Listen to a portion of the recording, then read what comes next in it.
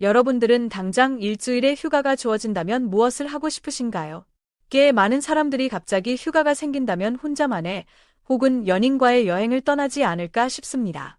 특히 날씨가 좋은 봄이나 가을에는 집 안에 있는 것보단 밖에 나가 선선한 바람을 느끼며 길을 걷는 것도 즐겁죠. 그런데 사실 어디론가 여행을 떠나야 되겠다고 계획을 잡으면 집 근처가 아닌 보통 최소 1시간 이상 거리를 기준으로 여행지를 잡습니다. 왜냐하면 집 근처는 맨날 보던 것이기에 너무 익숙한 나머지 새로움을 느끼지 못하기 때문이죠. 여행을 가는 여러 가지 이유 중 하나는 새로운 경험과 익숙하지 않은 풍경, 경관을 보기 위함도 있기 때문입니다. 하지만 여유를 갖고 주위를 돌아다녀 보면 우리나라가 이렇게 예쁘고 멋진 곳이 많았나 싶을 겁니다. 실제로 우리나라를 방문하는 외국인들은 거리마다 나무와 꽃이 심어져 있고 계절마다 변하는 나뭇잎의 색깔과 단풍잎을 보며 도시 풍경에서조차 크게 놀란다고 합니다. 외국인들은 한국이 다양한 관광지가 있기에 매력적이라고 느낀다는데 한국은 삼면이 바다로 둘러싸여 있고 그 바다들은 모두 각자의 특징을 띠고 있어서 매력적이라고 합니다. 또한 한국의 산은 계절마다 색이 바뀌는데 사계절이 보이는 산은 아름답고 신비롭다는 느낌이 강해서 외국 사람들은 한국의 이런 풍경을 보기 위해 많이 방문한다고 합니다. 외국인이 보기에 한국은 많이 발전하고 편리한 점이 많고 풍경마저 아름다운 나라로 보이며 인기가 많지만 정작 한국에서 살고 있는 한국인들은 외국인들이 한국으로 여행 오는 것이 이해가 가지 않으며 자신들은 국내 여행보다는 해외로 계속해서 나가려 하기 때문에 한국인과 외국인은 서로 이해를 하지 못한다고 합니다. 한국인들은 아무래도 자신이 늘 보던 풍경이고 누리던 서비스이기 때문에 관광을 올 정도가 아니라고 생각하고 반대로 다른 나라 사람들은 새로운 풍경의 편리한 시설들을 이용할 수 있어서 관광이 아니어도 모든 목적에 적합한 나라라고 생각합니다. 한국이 세계에서 가장 멋지고 아름다운 국가로 뽑히는데도 자신있게 한국을 자랑하지 못하는 한국인을 본 외국인은 이해가 안 간다는 반응이 많습니다. 그럼 도대체 한국을 그토록 극찬하는 이유가 무엇인지 적은 외국인의 글을 함께 살펴보시고 한국에 대해 다시 생각해보는 시간을 가지겠습니다. 저는 최근 한국에 여행을 다녀온 필리핀 사람입니다. 저에게는 새로 생긴 한국인 친구가 있는데 이 친구는 친구들과 함께 필리핀으로 여행을 왔다가 게스트하우스를 운영하고 있는 저와 친해졌습니다. 그렇게 저희는 매일 밤마다 즐거운 얘기를 나누었고 그 중에 절반은 제가 한국에 대해 궁금한 점을 물어보았습니다. 저도 여행을 좋아하는데 한국인들을 볼 때마다 늘 한국이 궁금했었기 때문에 친구에게 한국은 여행을 가기에 어떻냐고 물었고 친구는 굳이 한국으로 여행을 가야 하냐는 듯 말했습니다.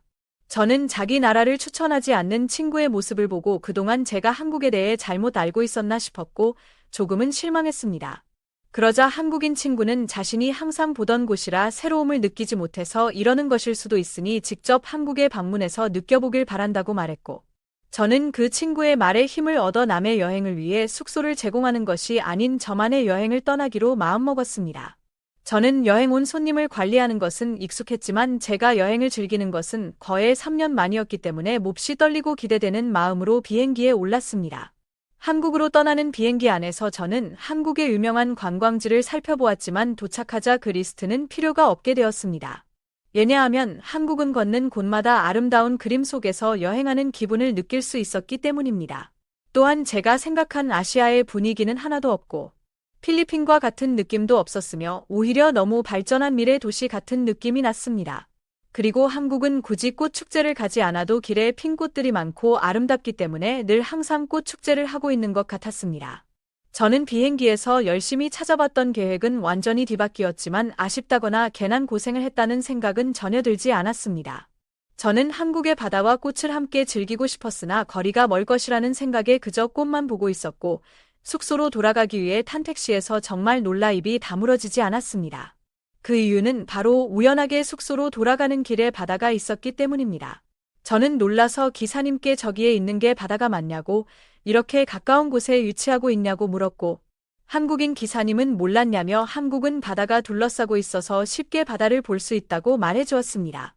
저는 머리를 한 대 맞은 것처럼 얼얼해졌고 숙소로 매일 와서 감상할 것이라 생각했지만 이내 저는 한국인이 아니라는 현실에 괜히 우울했습니다.